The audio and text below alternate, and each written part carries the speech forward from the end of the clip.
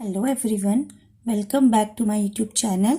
आज मैं आप लोगों को प्रीवियस ईयर के सीटेट के कुछ क्वेश्चंस करवा रही हूँ जो कि वर्गमूल पर आधारित हैं। तो इन क्वेश्चंस को आप सॉल्व कीजिए और देखिए कैसे हम क्वेश्चन कहाँ से स्टार्ट करते हैं, कैसे क्वेश्चंस को सॉल्व किया जाता है। अगर आप चैनल पे पहली बार विजिट कर रहे हैं तो चैनल को सब्सक्राइब कर लीजिए, क्योंकि यहाँ पे आप लोगों को सीटेट, यूटेट, यूपी टेट और सारे के सारे टीटी एग्जाम्स के लिए मैथमेटिक्स की प्रिपरेशन करवाई जाती है। हमारा जो टॉपिक चल रहा था वो वर्गमूल चल रहा था। अभी देखते हैं हम वर्गमूल कैसे निकालते हैं। ठीक है, तो देखिए यहाँ पे जब कभी तुम्हारे पास इस तरीके का क्वेश्चन आएगा जो कि आपको दिखाई दे रहा है, अंडर रूट के अंदर लिखा हुआ है 91 प्लस अंडर रूट के अंदर 70 प्लस फिर अंडर रूट के अंदर 121 लिखा हुआ है। तो देखो एक बात हमेशा ध्यान रखिएगा, ऐसे नंबर्स के सॉल्यूशन, ऐसी वैल्यू को सॉल्व करने के लिए स्टार्ट हमें हमेशा लास्ट से यानी कि यहाँ से करना होता है। हम स्टार्ट करेंगे कहाँ से? बिल्कुल इस तरफ से। ठीक है, तो यहाँ से स्टार्ट करेंगे तो अंडर रूट 121 किसका स्क्वायर होता है, या फिर बोल सकते हो 121 का वर्गमूल क्या होता है? तो देखो 121 होता है 11 का स्क्वायर। ठीक है, 11 का स्क्वायर होता है कितना? 121। ठीक है, तो 121 का वर्गमूल होगा 11। तो आप इसकी जगह पे लिखोगे 11 और इस पूरी वैल्यू की जगह पे 11 आ चुका है। ठीक है, तो बाहर से क्या है? 70 और यहाँ पे हमारे पास क्या है? देखो ये अंडर रूट का साइन आएगा, फिर प्लस और ये 91 और ये बड़ा अंडर रूट, ये तो लगेगा ही लगेगा। ठीक है, अब देखो फिर यहाँ पे सॉल्व करोगे तो तुम्हें यहाँ पे दिखाई दे रहा होगा क्या लिखा है? देखो ये 91 है प्लस ये अंडर रूट के अंदर इन दोनों को जोड़ूंगी तो बनेगा कितना? 81। ठीक है, 81 यानी कि 9 का जो स्क्वायर होता है वो होता है 81। इसका मतलब 81 का जो वर्गमूल होगा वो 9 होगा। तो अंडर रूट इतने की जगह पे लिख दो 9 और ये हो जाएगा 91 अंडर रूट के अंदर। ठीक है, अब आगे से सॉल्व करेंगे तो क्या बनेगा? देखो 91 प्लस 9 ये बनेगा 100 और 100 किसका वर्ग होता है? 10 का। तो इसका आंसर कितना आ जाएगा?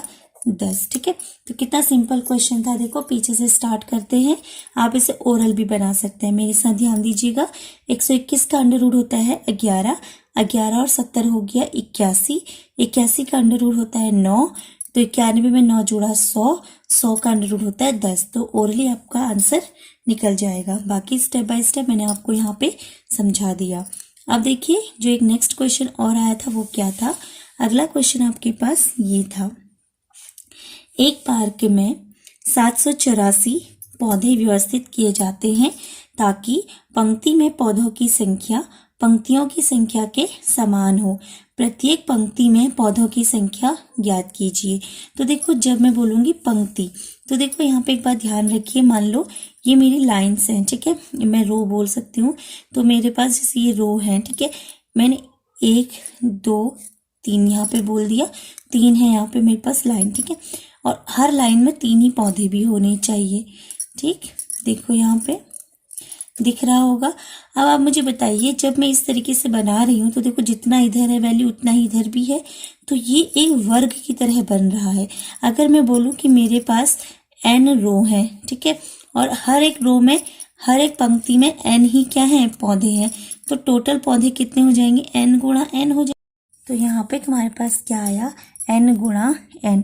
ये n गुणा n जो है टोटल पौधों की संख्या को दिखाएगा। ठीक है, देखो n मेरे पास रो है 1 2 3 और यहाँ पे n ही मेरे पास क्या है? पौधे हैं हर एक रो में।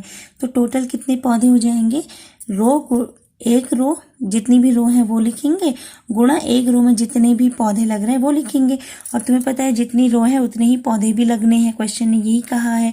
तो n स्क्वायर बन जाएगा और इसकी वैल्यू जो दे रखी है वो दे रखी कितनी? 784। ठीक है, तो तुम्हारे पास जो n निकल के आएगा वो निकल के आएगा, वर्गमूल कर लेंगे दोनों तरफ, तो 784 का वर्गमूल निकालना है। ठीक है, अब देखो वर्गमूल निकालने के लिए मैंने आप लोगों को मेथड करवाया था, फैक्टर मेथड। तो फैक्टर मेथड में देखो कैसे निकालते हैं वर्गमूल।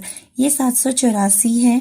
ठीक, काटेंगे इसे, ये सम संख्या है तो 2 से काट दीजिए, 2 3 6 बचा 1, 2 9 18, 2 दूनी 4, फिर 2 से काटूंगी, 2 एकम 2 बचा यहाँ पे 1, 19 हो गया, 2 9 18, फिर 1 बचेगा, 2 6 12, फिर 2 से काटो, देखो 19 2 9 18 बचा 1 2 8 16। ठीक है, फिर काट लो 2 से। देखो 2 चक्को 8 बचा 1 2 9 18। 49 जो है वो 7 से कटेगा, 7 सत्ते 49 और ये हो जाएगा 7 एकम 7। ठीक है, जब अंडर रूट निकालते हैं तो पेयर में से एक वैल्यू लिखते हैं, तो इन दो का सिर्फ एक लिखूंगी यानी कि सिर्फ 2, गुणा इन दो में से सेम वैल्यू में से एक 2 लिखूंगी 2। ठीक है, और इन दोनों में से सिर्फ एक वैल्यू लिखूंगी यानी कि 7। तो 2 दूनी 4, 4 सत्ते 28, इसका मतलब कितना हो गया 28। तो यहाँ से तुम्हारा क्लियर होता है कि जो हमारे पास टोटल प्रत्येक पंक्ति में पौधों की संख्या होगी वो कितनी होनी चाहिए, 28 होनी चाहिए। प्रत्येक पंक्ति में पौधों की जो संख्या होगी वो कितनी हो जाएगी, 28। या तुमसे बोलेगा टोटल कितनी पंक्तियां हैं, तो पंक्तियां भी कितनी आएंगी, 28 आएंगी। ये क्वेश्चन आपका एग्जाम में पूछा गया क्वेश्चन था। जो 2 क्वेश्चन मैंने आप लोगों को करवाए हैं सारे क्वेश्चन एग्जाम में पूछे हुए क्वेश्चन है सीटेट के प्रीवियस ईयर में। Thank you students. अगर आप चैनल पे पहली बार विजिट किए हैं तो चैनल पे आप लोग विजिट कीजिए और उसके बाद चैनल को सब्सक्राइब भी जरूर कीजिए। Thank you.